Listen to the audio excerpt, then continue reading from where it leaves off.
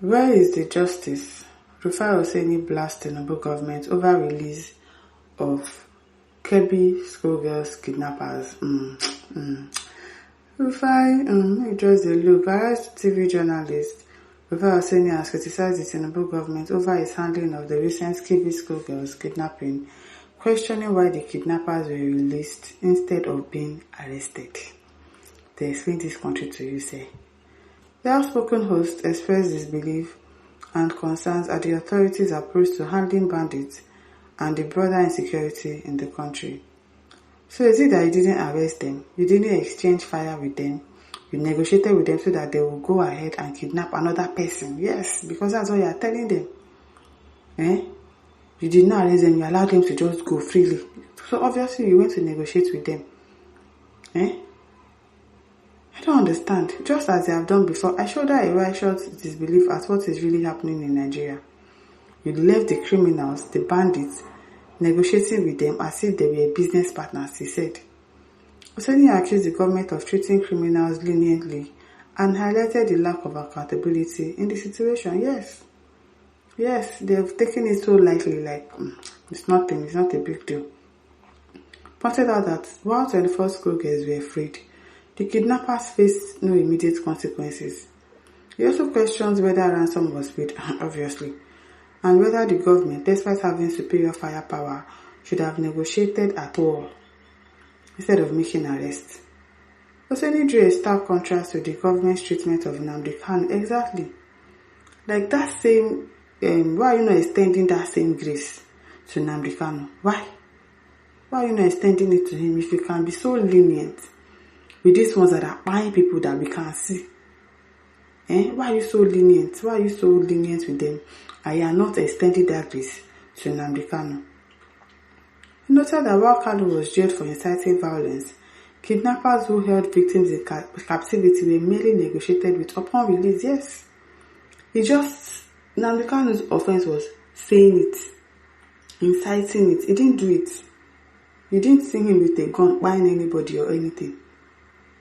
But yet, he's a terrorist. He's sentenced to life imprisonment. But the real people that are doing it, that will kidnap people, collect ransom, and still buy the person on top, they are not doing anything to them. The same government jailed Nnamdi Kanu for life for inciting violence, but the people who've kidnapped innocent schoolgirls and held them against their will are simply let go because they were negotiated with. Now, no be smarting. Where is the justice? Where is the accountability? Where is it? Rufai Oseni's remarks underscore growing frustration in Nigeria over recurring kidnapping cases and question whether negotiation alone can ever serve as a proper solution to such crimes. Pastor Philip says, thank you. Help me ask them. Ask them more. Kanu Okoro says, it's only fools and idiots that do not know that Tinubu and his co-conspirators, James Omotosho and others, ate Indigo viciously. Through his acts and deeds since he assumed office, that's part of the reason Ohamadike Onyedo MNK is still unrelented in his demand for a peaceful UN-supervised referendum for we Indigo to determine our fate in this failed British contraption and concentration camp called Nigeria. That hate we Indigo irredeemably. We are tired of this so-called non-Nigeria. It's not one, no. It is well. Otali says the government is aware of what is happening with insecurity in this country, which is why the very people who will still endanger the lives of other people are allowed to go and continue with their evil acts. Who reached out to the bandits? How was the negotiation done? Are those guys no more to endanger the lives of others? I don't know for them. Just everything says the fact is that most people are not sincere with their rhetoric. Their mind speaks contrary to their utterances. Not that they love Nigeria to that extent, but just love the administration to force it that so they can justify themselves. Glory be to God. The girls returned safely and completely. If in the process of gunfire any of the girls was shot, the same people will say government didn't manage it. I beg, let's hear what. It's the life of the school girl that matters. Now so. Now says, please ask this our government who don't know their left and right. Amiyao says, you talk on television as if you are in a beer parlor. If you have a daughter among the kidnapped girls, will you agree for a gun battle with them while they use the girls as shield? Do you think the bandits are morons like you to keep the girls away and come fighting like that? We hear you, so they will continue the kidnapping now. No wahala. Says, well, Onanibu says, because of where they come from, they are untouchable.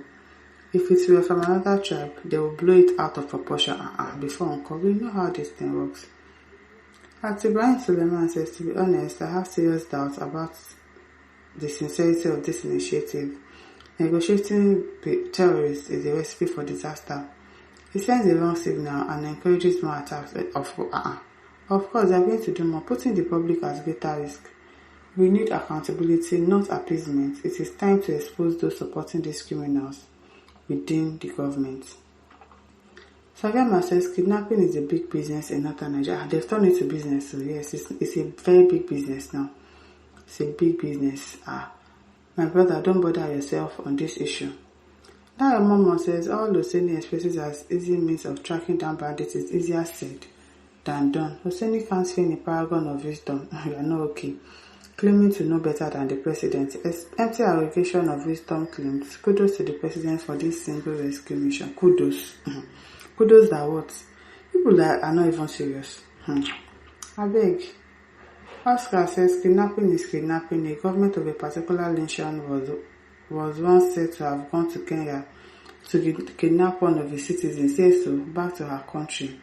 Guess what? That kidnapped victim is still under incarceration and confinement in the hands of his abductors.